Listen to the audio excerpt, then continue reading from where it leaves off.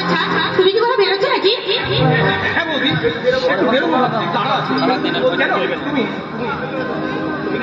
আচ্ছা তুমি সেটাকে কি বলবে বললে না তো?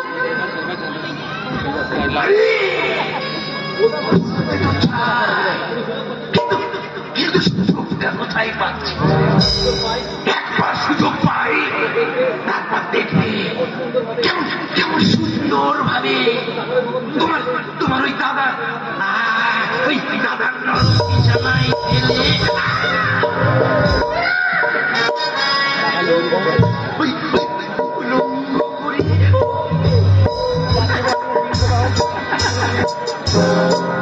একটি করে আমি একজন শান্ত শিষ্ট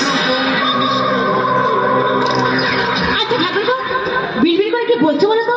আচ্ছা বিড়বিড় করবে তোমার কি স্বভাব নাকি? না না না বলছি না, আমি ভাবছিলাম কথাটা কিভাবে বলি।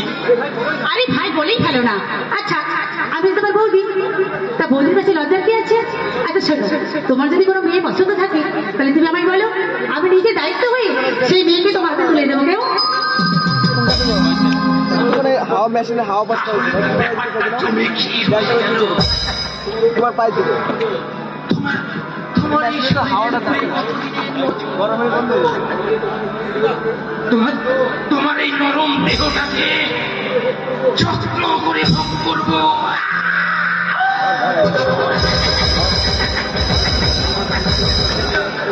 আমার ধৈর্যের সীমা শেষ হয়ে যাচ্ছে। আমি একজন শান্ত শিষ্ট বৌদিনিষ্ঠ ভদ্রলোক। আচ্ছা বিড়বিড় করে আবার কি বলছো? না না বৌদি না, ও এখন তোমাকে শুনতে হবে না। আসলে তোমার জন্য আমার বড্ড মায়া হয় গো। সবাই কেমন বলে ছেলে নিয়ে ঘুরে বেড়াই, তুমি ওই ভগবানের কি নিষ্ঠুর পরিহাস বলো। আর তোমার কোলটা শূন্য, আমি চাই তোমার এই কোলটা গড়ে উঠুক। আচ্ছা তাকে সম্ভব ভাই? আমার এই গোড়া কপালে আমাদের সন্তান সুখ নেই ভাই?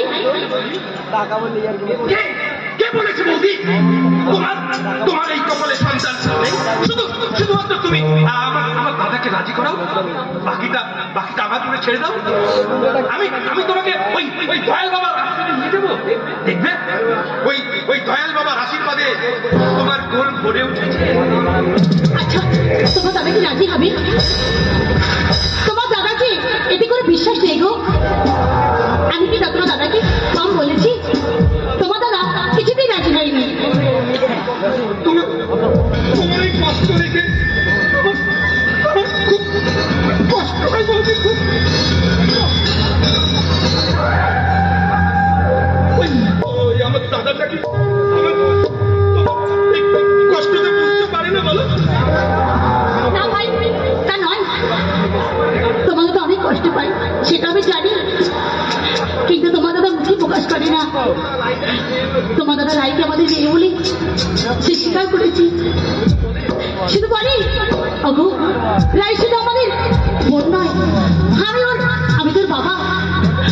তারপর থেকে আমি সবকিছু মেনে নিয়েছি, সবই তো ঈশ্বরের খেলা। তাহলে তো তোমার কোনো অভিযোগই নেই বলো, বলো। আর রাই তো তোমাদের মেয়ে তাই না বলো? শুধু রাই রাই আর রাই। আমার মাথাটা কেমন পাগল করে